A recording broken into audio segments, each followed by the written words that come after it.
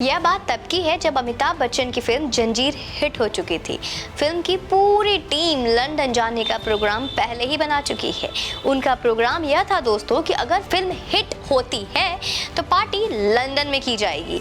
नमस्ते हिंदुस्तान, कैसे हैं आप लोग? स्वागत है आपके अपने चैनल पे।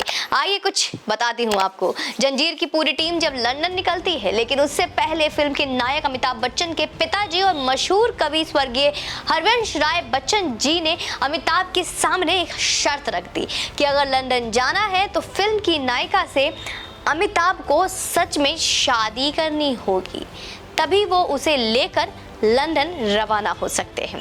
फिल्म अमिताभ बच्चन ने फिल्म जंजीर की नायिका उस वक्त जया भादुरी को प्रपोज किया और जया भादुरी अमिताभ से शादी कर जया बच्चन बन गई। तब जाकर कहीं जंजीर की टीम लंदन जा सकी। अब आप कहोगे कि चिड़चिड़ी आंटी की बात आपसे क्यों कर रही हूँ मैं, क्यों ये थाली में छेद और ये जो सबसे इरिटेटिंग है पूरे बॉलीवुड की, उनकी बातें क्यों कर रही हूँ। दोस्तों, बीते 4 दिनों से चिड़चिड़ी आंटी यानी कि जया बच्चन गाहे बगाहे गलती से भी सोशल मीडिया पर आ ही जा रही हैं। कभी एयरपोर्ट पर फोटो उतारते हुए पेपराजियों पर ब्ला ब्ला ब्ला गुस्सा दिखाते हुए, तो कभी राज्यसभा में नशेड़ी बॉलीवुड को बचाते हुए, तो कभी मीडिया के साथ बिल्कुल मोटी मोटी आंखों में दिखाकर गाली गलौज करते हुए।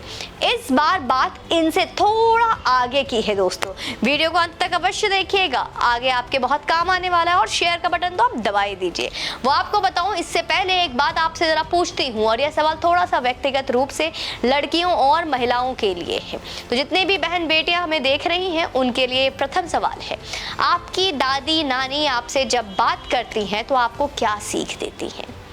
अगर आप विवाहित हैं तो यही कहती होंगी ना कि बेटा ससुराल अच्छे से संभालना, सास से बदतमीजी मत करना, कुछ सिखाए तो सीखना, उनके रीति रिवाजों का आदर सम्मान करना, उनका अपमान मत करना। और अगर आप विवाहित नहीं हैं तो यही कहेंगी कि बेटा बड़ों का आदर सम्मान करो, माता पिता का नाम रोशन करो, कुल खानदान के मर्यादा का ख्याल रखना, और ना जाने कई ऐसी बातें जिनका संबंध परंपरा और लोकाचार से होता। लेकिन हमारी चिड़चिड़ी जया बच्चन आपके हमारी बूढ़ी नानी दादी की तरह पुराने ख्यालात की तरह थोड़ी न है। आफ्टर ऑल स्वैग वाली नानी जया बच्चन ने अपनी स्वैग वाली नातिन नव्या नवेली को अलग ही ज्ञान दे डाला है, और ये ज्ञान सुनेंगे तो शायद आपके पैरों तले जमीन खिसक जाएगी। यह ज्ञान अगर सिर्फ और सिर्फ उनके नातिन नव्या को देनी होती तो एक पल भांड में जाकर भांड मूड कहकर हम इसे इग्नोर भी करते थे और शायद इस पर हम बात भी नहीं करते। लेकिन एक podcast show what the hell Navya में बात करते हुए ऑन एयर दिया है। ज्ञान ये है कि नव्या चाहे तो बिन ब्याही माँ बन सकती है। यह ज्ञान व्यवहारिक है। कई फिल्मी जोड़े अब पहले माँ बाप बनते हैं और फिर शादी करते हैं, लेकिन लोकाचार में, संस्कृति में ऐसे ज्ञान को पथ भ्रष्ट कहा जाता है दोस्तों। पथ भ्रष्ट यानी कि जो अपने संस्कृति से पूरी तरीके से विमुख हो चुका है। हमें सच में अपने नाखून के बराबर भी फर्क नहीं पड़ता कि नव्या नवेली नई नवेली शादी करके माँ बनेंगी या बिना शादी के। लेकिन जया बच्चन मुझे ये बताएं, क्या नव्या को उसके किसी भी ऐसे संभावित कदम से रोकने में कभी सक्षम होती? अगर नव्या यह फैसला करती कि वो बिना ब्याह संस्कार के माँ बनना चाहती हैं? उत्तर है नहीं, बिल्कुल नहीं। अगर नव्या चाहे तो शादी करे और ना चाहे तो ना करे। चाहे तो बच्चे शादी करके पैदा करे, चाहे तो बच्चे बिना शादी के पैदा करे।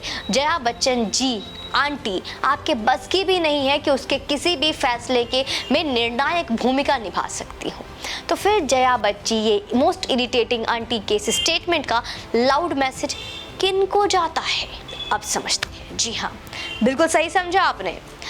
आपके हमारे घर के बहन बेटियों को, उन्हें जो अगर विवाह से पूर्व माँ बन गई तो 10 में से 9 मामलों में पिता पहले ही लात मार के निकाल देगा, और नहीं तो कभी ऐसा होगा कि नवजात शिशु अपनी जान खो बैठते हैं और फिर किसी वैश्यालय की वो शान बन जाती है।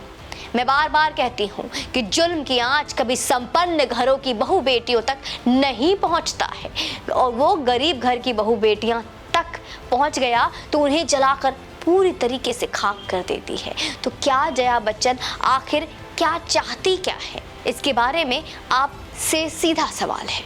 वो चाहती हैं कि गांव घर की, हमारे समाज की लड़कियां, नए विचारों के प्रभाव में आती लड़कियां उनके उस स्टेटमेंट को क्लियर समझे, माई बॉडी माई राइट का स्टेटमेंट समझे और अपने माँ बाप, घर परिवार, खानदान और हमारे सनातन संस्कृति के सपनों को रौंदने के लिए अपनी नानी, दादी, माँ, बुआ में सिर्फ और सिर्फ इरिटेटिंग आंटी जया बच्चन को ढूंढे, जो उसे कुल कलंकित करने को पूरी तरीके से छूट देती है।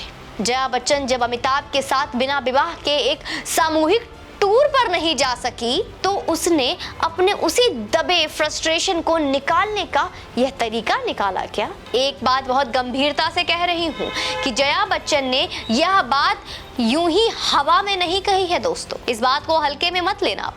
हमारी संस्कृति को नष्ट करने में जुटी जो बड़ी शक्ति है उसने उन्हें बस इतना भर कहने के लिए बहुत मोटी रकम दी होगी।